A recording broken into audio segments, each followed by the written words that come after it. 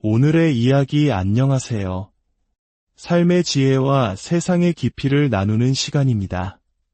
오늘 우리가 함께 나눌 이야기가 여러분의 마음에 작은 울림을 주고 세상을 보는 새로운 창이 되기를 바랍니다. 이 이야기가 가치 있다고 생각하신다면 공유를 통해 더 많은 분들과 이 성찰의 순간을 함께 해주십시오. 여러분의 나눔은 지식을 퍼뜨리고 세상을 더 따뜻하게 만드는 소중한 빛이 됩니다. 혹시 미국 영화나 드라마를 보시면서 고개를 갸우뚱했던 적 없으신가요? 주인공이 총에 맞거나 크게 다쳤는데도 병원으로 갈 생각은 안 하고 동굴이나 허름한 창고에서 스스로 상처를 치료하는 장면들 말입니다.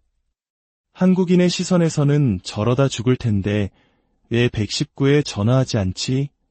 라는 생각이 절로 드는 순간이죠.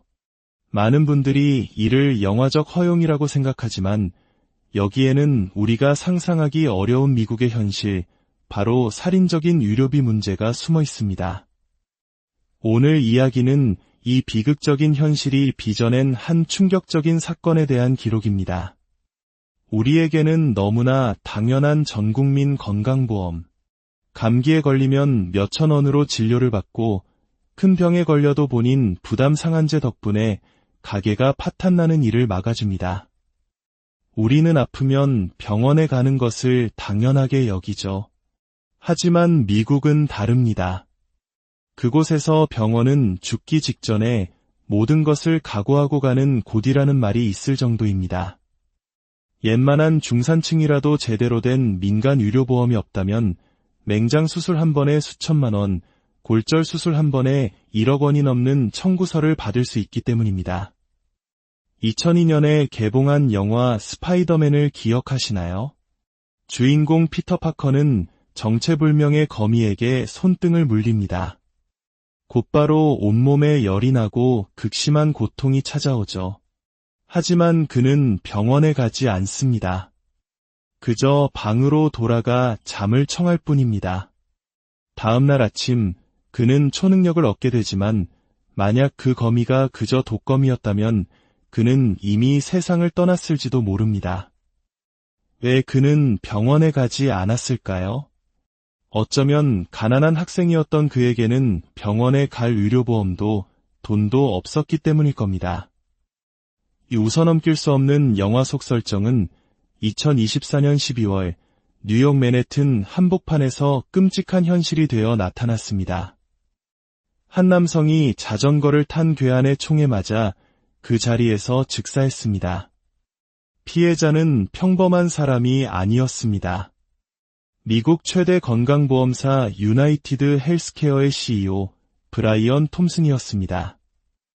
한 기업의 최고 경영자가 백주대나대 암살당한 이 사건은 미국 사회를 충격에 빠뜨렸습니다.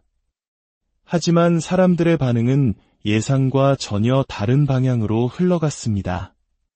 그의 죽음을 애도하는 목소리 대신 인터넷과 소셜미디어에는 조롱과 비난, 심지어 암살범을 영웅으로 칭송하는 글들이 넘쳐나기 시작했습니다. 어떻게 이런 일이 가능했을까요? 브라이언 톰슨이 이끌던 유나이티드 헬스케어는 미국 의료보험 시장 점유율 1위 기업이었습니다.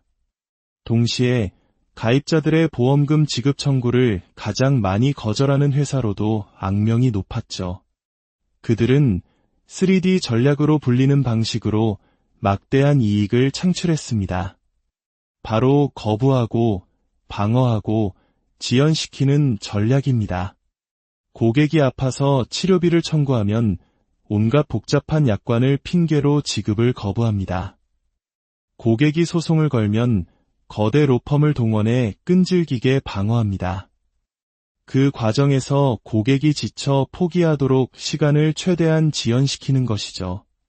이 과정에서 수많은 사람들이 제때 치료받지 못해 고통받거나 평생 모은 재산을 잃고 심지어는 목숨을 잃기까지 했습니다.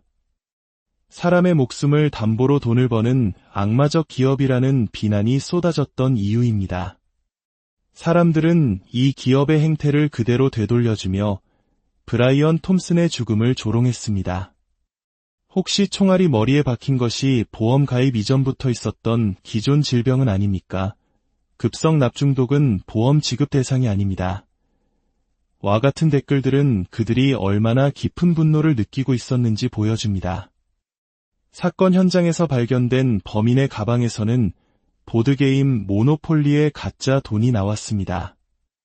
이는 사람의 목숨값을 하찮은 종이 조각으로 여기던 보험사에 대한 상징적인 복수였습니다. 탄피에는 디나이, 디펜드, 디포즈라는 단어가 새겨져 있었습니다.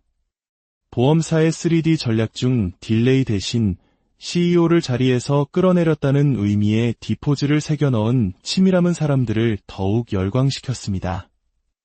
이 사건의 파장은 여기서 그치지 않았습니다. 뉴욕의 시민 수만 명이 암살범과 똑같은 옷차림을 하고 거리를 활보하기 시작했습니다. 영화 조커에서 시민들이 조커 가면을 쓰고 사회에 저항했던 것처럼 그들은 암살범을 부조리한 시스템에 맞선 의인 혹은 영웅으로 여기며 경찰의 수사를 방해했습니다. 이러한 사회적 분위기에 겁을 먹은 다른 보험사 CEO들은 자신들의 SNS 사진을 모두 내리고 그동안 환자들에게 불리하게 적용했던 악랄한 정책들을 스스로 철회하기 시작했습니다. 예를 들어 수술 시간이 길어지면 마취제 비용은 보험 처리해주지 않겠다와 같은 비인간적인 조항들이 하루아침에 사라졌습니다. 한 사람의 극단적인 선택이 역설적으로 수많은 환자들의 고통을 덜어준 셈입니다. 얼마 후 범인은 한 맥도날드 직원의 신고로 체포되었습니다. 그의 정체는 미국 사회를 다시 한번 경악하게 만들었습니다. 그는 빈민가의 불만 분자가 아니었습니다. 명문 아이비리그 대학을 졸업하고 세계적인 존스 홉킨스 대학에서 로봇공학을 연구하던 엘리트 수재였습니다. 준수한 외모와 완벽한 스펙을 가진 그가 이런 끔찍한 범죄를 저질렀는지는 아직 밝혀지지 않았지만 사람들은 그가 시스템의 또 다른 피해자일 것이라 추측하며 그에 대한 지지를 거두지 않고 있습니다. 이 살인적인 유료 시스템의 피해는 가난한 서민에게만 국한되지 않았습니다. 과거 조 바이든 대통령의 장남은 뇌종양으로 쓰러졌습니다. 당시 부통령이었던 아버지는 아들을 살리기 위해 연간 1억 8천만 원에 달하는 최고급 유료보험에 가입했지만 보험사는 여러 이유를 대며 보험금 지급을 거절하고 지연했습니다. 결국 그는 아들의 병원비를 마련하기 위해 집까지 팔아야 할지 고민해야 했습니다. 나라의 부통령조차 이런 일을 겪는다면 평범한 시민들의 고통은 어떠할지 짐작조차 하기 어렵습니다. 한 사람의 비극적인 죽음, 그리고 그 죽음에 환호하는 사람들. 우리는 이 기이하고 섬뜩한 사건을 통해 무엇을 보아야 할까요?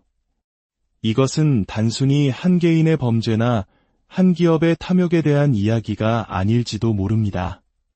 사회를 지탱해야 할 최소한의 안전망이 무너지고 시스템이 국민을 보호하는 것이 아니라 착취하기 시작할 때 그 사회가 어떻게 병들고 무너져 내리는지를 보여주는 가장 강력한 경고일 것입니다. 오늘 우리가 당연하게 누리고 있는 것들의 소중함을 다시 한번 생각해 봅니다.